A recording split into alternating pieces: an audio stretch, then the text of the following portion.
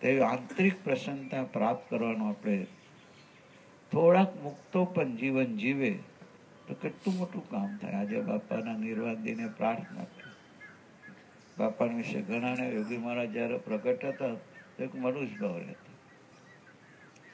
આ મોટા પુરુષોને વિશે મનુષ્યભાવ એ જ આપણા દેહભાવનું દર્શન છે. ભક્તોમાં દોષ દેખાય છે એ જ આપણા દોષનું દર્શન છે.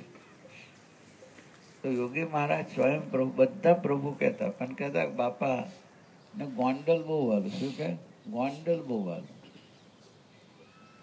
બાપા કોઈ પણ સેવા આપે તો ગોંડલ મોકલી આપતા. ટેકનિકલ મુદ્દો હતો કે 5 મંદિરો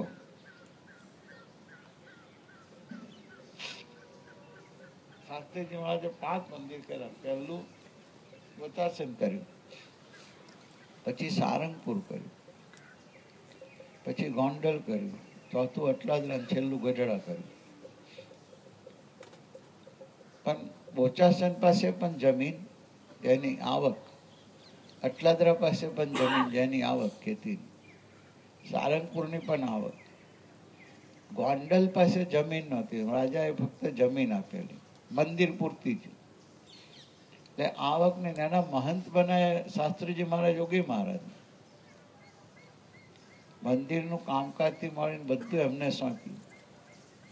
એટલે આવક ઊભી કરવા માટે યોગી મહારાજે ત્યાં મહાપૂજા ચાલુ કરી. ગોંડલની મહાપૂજા યોગી બાપા ચાલુ, 100 રૂપિયાની મહાપૂજા. અને બાપાનું ટાર્ગેટ ગોંડલને પગભેર કરવાનું. આ સંસ્થા એમની પ્રસન્નતા પ્રાપ્ત કરવા માટેનું નિમિત્ત હોય છે, યાદ રાખો. એની સાથે જોડેલા નથી, એટેચ નથી. પણ એવું દર્શન કરાવો, આ મને વહાલું છે, ત્યાં સેવા કરું તો હું રાજી છું. રામકૃષ્ણ પરમહંસ ને કેન્સર થયેલું. રામકૃષ્ણ પરમહંસ ના શારદામણી ગૃહસ્થ હતા, પૂજારી હતા, દક્ષિણેશ્વરના. પૂજારીમાં મા કાલીમા સાથે એટલા બધા ઓતપ્રોત થયા કે રિયલાઇઝેશન થયું, સાક્ષાત્કાર થયો, ને પરમહંસની કોટીમાં પહોંચી ગયા. બહુ અદભુત સાધુ હતા. પૃથ્વી પર રેર એવા સંતો આવતા હોય, એમાંના રામકૃષ્ણ પરમહંસ હતા. 5-50 ભક્તો બેઠા હોય ને એકદમ ઉભા થઈને રહોડામાં દોડી જાય. હા, પાછળ રહોડું. શું બનાવ્યું? તૈયાર થઈ ગયું? શારદામણી કે અમને તૈયાર થશે એટલે બોલાવીશ, હજુ તૈયાર કરી રહ્યું છે. એટલે પાછા જતા રહે. પાછા વઘાર મૂકીને સુગંધી જાય એટલે પાછા થઈ ગયું તૈયાર. ઓલું નાનું બાળક જેમ ભૂખ્યું થઈને એ કરે એમ 2-5 વખત આવું કરે દિવસમાં. હા, અને બધા ભક્તો બેઠા હોય એમની સામે કથા વાર્તા સાંભળવા, દર્શન કરવા. ના હોય ખાવામાં પાછો પહોંચી જાય. એટલે મા શારદામને એક દાડ કે તમે કેવા છો કે કેટલા બધા ભક્તો, તમને કેટલા મોટા મોટા માણસ, અને તમે ખાવા જેવી વસ્તુ માટે ફોંફા મારો કે અને તમારા માટે જ બનાવવાનું, તો ખાવાની નથી. તમે ખાધા પછી વચ્ચે ખાઈશ, આ બધું બનાવું તમારા માટે. તો ધીરજ રાખો, બનશે એટલે ખાવાના ટાઈમે આપીશ. આટલા બધા ભક્તો આવા બધા બેઠા તો તમને નથી થતું? આવી નાની બાબત માટે તમે ખેંચ્યા કરો છો. આટલા મોટા સાધુ થયા, સાધના મને એવું ઠપકાર્યા. એટલે પછી એકદમ એક દિવસ સિરિયસ થઈને કે જો શારદા, આ દેહમાં રહેવાનું કોઈ પ્રયોજન નથી. શું કે? દેહથી અલગ જ હતા. આ દેહમાં રહેવાનું કોઈ પ્રયોજન નથી. અને દેહમાં ના રહો તો આટલા બધા ભક્તોને ભક્તિનો આનંદ ના આપી શકો. એટલે દેહમાં રહેવું છે.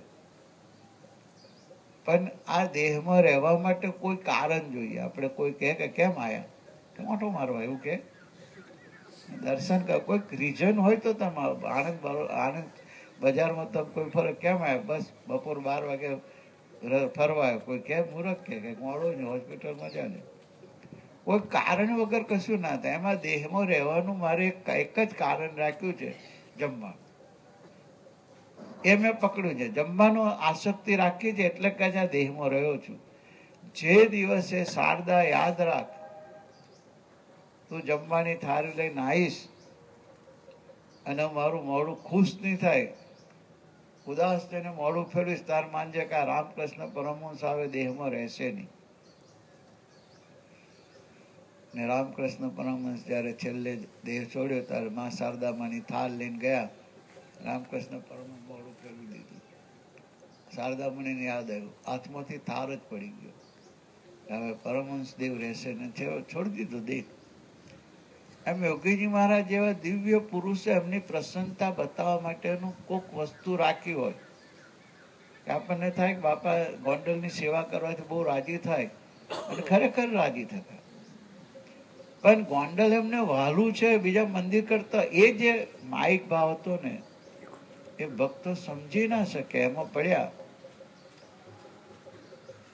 તો છેવટે બાપાએ દર્શન કરાવ્યું કે હું ગોંડલનું નથી, હું કેવળ મહારાજનું છે, ગુણાતીત છું. મારા માટે બધા મંદિર સરખા છે, બધા ભક્તો સરખા છે, બધું એક જ છે. તો 2 દાડા માટે ભાટિયા ગયા. 2 દાડા ભાટિયા હોસ્પિટલમાં દેહ ચડે. તમે વિચાર કરો, કોઈક સામાન્ય સિદ્ધ પુરુષ તો પોતાને ગમતી જગ્યાએ જઈને દેહ છોડતા હોય, કારણ કે એમને મૃત્યુ વશ હોય છે. એક ધારે ત્યારે જ દેહ છોડે.